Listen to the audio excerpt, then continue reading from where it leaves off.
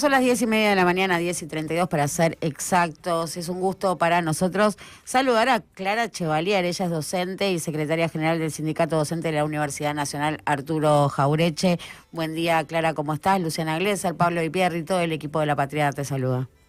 Hola Luciana, hola Pablo, hola querida Radio La Patriada, ¿cómo están? Fuiste parte de esta gran familia. Sí. Bueno, Clara, te traslado la primera pregunta que hacemos en este espacio y es ¿en qué punto de la agenda estabas? ¿Qué interrumpimos? Bueno, en este día, ¿no? De donde se recibe, bueno, el palazo más anunciado, ¿no? El veto a la ley de financiamiento. Uy, la verdad que esta semana fue una semana de mucha actividad, de mucha activación sindical en todas las universidades a lo largo y ancho del territorio nacional. Ustedes saben que nuestro sistema universitario es muy extenso territorialmente. Y bueno, en nuestra universidad Arturo Jauretche estuvimos de banderazo, de asambleas, con bajada de comisiones, con participación del sindicato docente, los no docentes, los estudiantes. Bueno, estamos en la agitación. Hoy tenemos programada una actividad, una lectura de una carta a los estudiantes en las que comentamos un poco las características de la ley de financiamiento y el veto. Y bueno, preparando todo para dos cosas. La primera parada es el paro de mañana, un paro que va a ser total y absoluto, en unidad total en todas las universidades de todo el país. Y bueno, y después la parada más importante, que es la Marcha Federal Universitaria, que será en el marco del día en el que la Cámara de Diputados trate el rechazo al veto. Clara, ¿cómo lo interpretan esto? Digo, ¿cómo se vive en los estudiantes, no? El ataque, digo, porque es un ataque y además es una provocación, ¿no? Hoy, 11 de septiembre, se conmemora el Día del Maestro. Digo, cuando todo el establishment, el Círculo Rojo, le está pidiendo que baje el grado de conflictividad echándole, ¿no?, este combustible. Además, la letra del veto es de una provocación total. Uh-huh. Por ejemplo, reconoce explícitamente el atraso salarial del 40% que tenemos quienes trabajamos en las universidades. Lo reconoce y dice que por eso mismo no hay posibilidad de subsanarlo, ¿no? Que los fondos no están.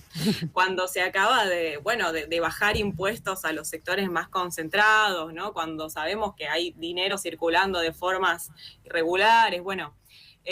La verdad que es un argumento que no se sostiene, el de plata no hay ya a esta altura, y lo que es muy fuerte es que la letra del decreto reconoce el ahogamiento, la asfixia del sistema universitario, ¿no? Así que sí, la verdad que bueno, la falta de humanidad se combina en este día, en este 11 de septiembre, bueno, en el Día del Maestro, en algunas universidades es feriado, de hecho hay asueto, ¿no? Por el Día del Maestro en San Juan, en Río Cuarto, en la Universidad de La Plata. Bueno, es un día importante para la educación y además se combina este veto con el veto a la emergencia pediátrica, ¿no? Al Garrahan. Así que, bueno, la falta de humanidad es total. Clara, ustedes en la Universidad Jauretche hicieron un relevamiento respecto de la cantidad de docentes que a esta altura ya tienen que laburar también de otra cosa porque con el ingreso, con la renta que tienen por dar clase, por investigar, no les alcanza. Es una realidad que ustedes registraron para la universidad donde están trabajando ustedes, pero que se repite en distintos centros universitarios del país o en casi todos. ¿De qué están trabajando? ¿Cómo se las rebuscan? ¿Qué testimonios recogen? Bueno, hicimos un relevamiento, como vos comentás, bueno, como parte de nuestra política gremial para generar agenda también, ¿no? ¿Qué acciones son necesarias? ¿Qué políticas se tiene que dar el sindicato? Bueno, hacemos un relevamiento todos los años y en los últimos años este relevamiento adquirió una importancia central porque han cambiado mucho las formas de trabajo desde la pandemia para acá, con la virtualidad, ¿no? Y también ha cambiado mucho la experiencia subjetiva de lo que significa ser un trabajador docente universitario. Y como vos decís, Pablo, aparece ahí muy fuertemente el fenómeno del pluriempleo, ¿no? Y de la pobreza de tiempo, de la falta de tiempo, ¿no? Que esto implica, de tiempo familiar, de tiempo para el ocio, de tiempo para la formación, del tiempo. La pobreza de tiempo es muy grande en nuestro colectivo en este momento. Y lo que es muy llamativo es que, por ejemplo, un 19% de los docentes manifiesta haber comenzado a trabajar en áreas que no tienen que ver con su formación, ¿no? Y esto ya da cuenta de una gravedad de la situación grande porque, claro, las docentes universitarios, en general, digamos, nuestra característica es la formación, la especificidad de una formación que incluso se sostiene en el tiempo porque es parte de nuestra carrera, ¿no? Continuar con una formación permanente. Y claro, los primeros trabajos a los que recurrimos tienen que ver con esa formación, ¿no? Docencia en otros niveles, trabajo en el sistema de salud, ¿no? Ese tipo de tareas. Y resulta que, claro, recorriendo aulas, también lo verificamos, ya hay compañeros haciendo Uber o repartos, ¿no? Esto ya ya habla de una situación en la que efectivamente los ingresos no están alcanzando para nada, y de esto también es prueba que los docentes, una enorme cantidad de docentes participaron de este relevamiento. En la universidad hay 1.600 docentes, participaron 600, de un relevamiento que es largo, que toma tiempo, o sea, realmente es una muestra muy, muy relevante. Y hay docentes, un 6%, que ya cuenta estar salteándose comidas. Un 20% que cuenta estar empeorando su alimentación y perdiendo variedad porque no llega a cubrir la canasta básica de alimentos, ¿no? Esa es la situación. ¿De cuánto es la renta de un docente en promedio? Mira, el 70% de los docentes de la universidad cobran menos de 560.000 pesos. Un 30% cobra 280.000 pesos, ¿no? Entonces las universidades se sostienen a partir del trabajo de docentes que en un 80% estamos por debajo de la línea de pobreza. Esa es la situación. Sí. Es tan dramático que incluso se vuelve hasta horroroso pensar en una frase que a mí me decían en la década del 90 cuando yo estaba terminando la secundaria, y es que un contador o un abogado puede ser tachero, pero un tachero no puede ser ni contador ni abogado. Y entonces de esa forma te trataban de inculcar que estudiaras. Ahora ni con eso. Sí, tal cual. Por eso es un ataque tan integral a la universidad pública y al sistema educativo en general, ¿no? No solo con la posverdad y el discurso anticientífico, no solo con las ideas de adoctrinamiento, sino también coartando esta idea de futuro, ¿no? Que la universidad promete. La universidad es una institución que convoca el deseo, que convoca la esperanza, ¿no? Es una institución en ese sentido muy valorada por nuestro pueblo. Y bueno, y lo cierto es que, bueno, hoy hacer una carrera universitaria no es garantía de un futuro mejor, ¿no? Y ese también es parte del ataque a la universidad pública y al esfuerzo de los y las estudiantes. Vuelvo sobre una pregunta que te hizo Luciana sobre el colectivo o el claustro estudiantil. Justamente, ¿qué perspectivas tienen ellos? ¿Qué dicen? ¿Cómo se manifiestan? Bueno, es un momento complejo porque hay algo de esta época, ¿no? En la que, qué sé yo creo que en parte tiene que ver el fenómeno de las redes sociales. Hay algo de una normalidad inalterable, ¿no? En esta época, como si la máquina siguiera funcionando, aunque nuestros cuerpos nos den abasto, ¿no?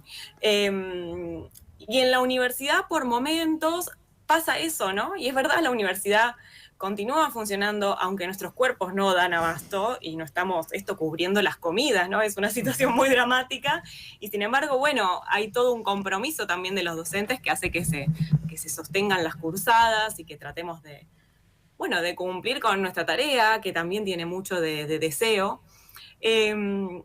Pero bueno, a la vez venimos ahí en una conversación creciente con el estudiantado, que ustedes saben, el año pasado, en abril, el 23 de abril, salió a la calle masivamente, junto con toda la comunidad. Y bueno, me parece un desafío de la época la construcción de un movimiento estudiantil que se constituya en un actor, ¿no? En un actor con su propia agenda. Efectivamente, a las estudiantes les preocupa esta situación. Y bueno, yo creo que vamos hacia una marcha contundente que le va a marcar a este gobierno y al Fondo Monetario Internacional un límite respecto de los sectores en donde se puede ajustar. Clarísimo. Ahora quiero ir a esto de la política universitaria en términos de la institución, ¿no? Universidad y cómo viene esa mesa de trabajo articulada. Me pregunto por las asimetrías que hay entre la Universidad de Buenos Aires, las universidades regionales, las universidades del conurbano. Digo, cómo se está manejando eso, para la síntesis, ¿no? Y confluir, porque me imagino que debe haber ahí unas discusiones muy fuertes. Sí, no es sencilla esa articulación, ¿no? Y como vos decís, muchas veces en los medios tiene una sobrerepresentación la Universidad de Buenos Aires y de la que yo también soy docente, digamos, pero digo, es notorio eso, ¿no? Hay una sobrerepresentación de la Universidad de Buenos Aires y muchas veces se pierden esas otras historias que son muy valiosas porque además la movilización del 23 de abril del año pasado fue una muestra de esa implantación territorial, ¿no? De ese arraigo de nuestras universidades en sus territorios. Salieron en cada pueblo, en cada ciudad en la que hay una universidad, se salió a la calle masivamente o se fue de los pueblos hacia las ciudades, ¿no? Donde están las universidades.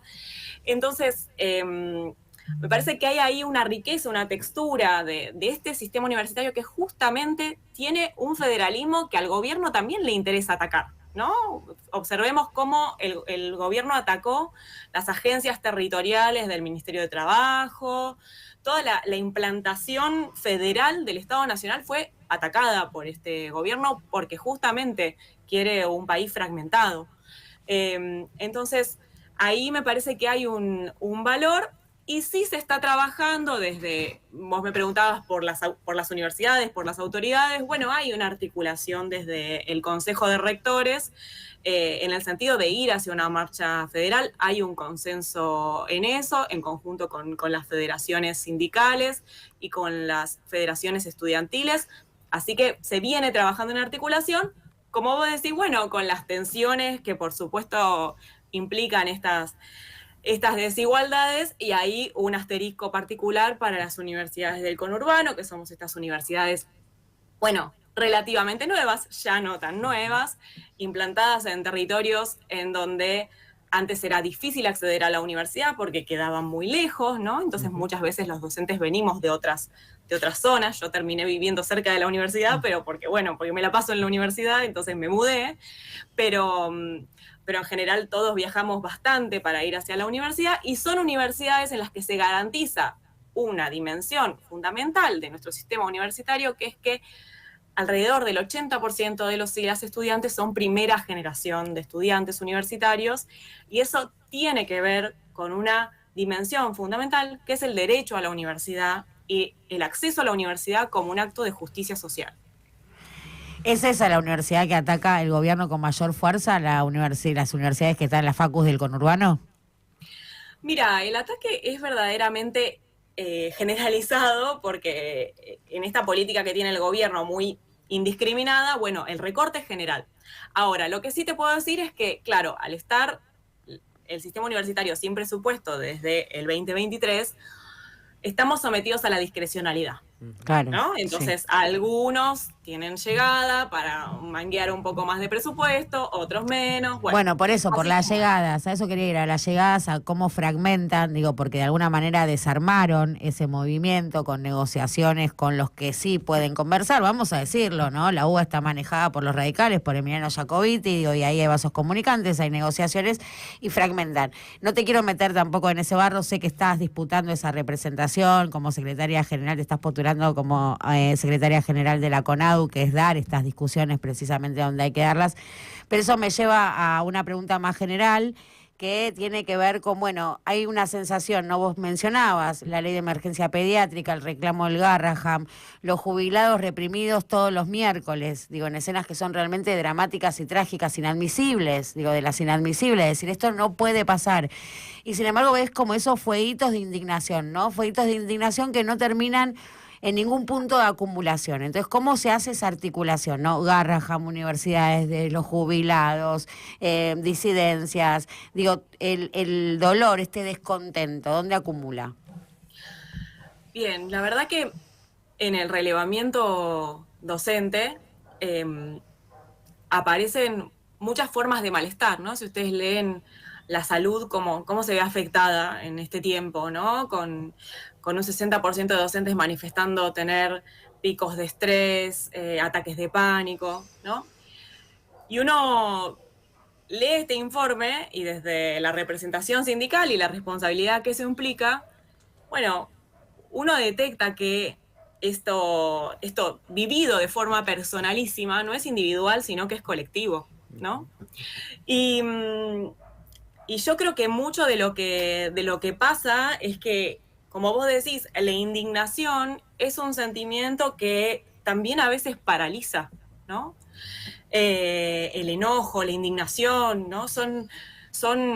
Bueno, estados de ánimo que paralizan y que no es tan fácil traducir en acción. Al menos yo así lo detecto desde los sindicatos de base, ¿no? Entonces es muy importante poder reconstruir lo colectivo. Yo creo que mucha parte de la reparación de este malestar en el que estamos pasa por reconstruir lazos colectivos que incluso vienen afectados desde la pandemia. Entonces, bueno, a la pregunta de cómo articular, bueno, una primera respuesta es que la marcha que se va a hacer cuando se trata el rechazo al veto, se va a hacer en articulación con salud, justamente porque el veto al Garrahan y el veto a las universidades salió junto, y además porque hay ahí una potencia, ¿no? Respecto de la humanidad que queremos defender, del proyecto de país que pensamos que tenemos que tener. Y bueno, esperamos que a esa marcha se sumen personas de la comunidad, de la sociedad en general, con esta idea, ¿no? Con la idea de que a este gobierno hay que marcarle un límite y además hay que dejar en claro para los gobiernos que vengan cuáles son los pilares sobre los que queremos que se construya nuestra patria. Y también una señal al Fondo Monetario Internacional, que vuelvo a decir, está sobre nuestro país, sobre nuestro presupuesto, ¿no? Hace ya bastante tiempo y hay que ir marcando los límites de su accionar. Clara, muchísimas gracias por este intercambio. Muchísimas gracias en serio.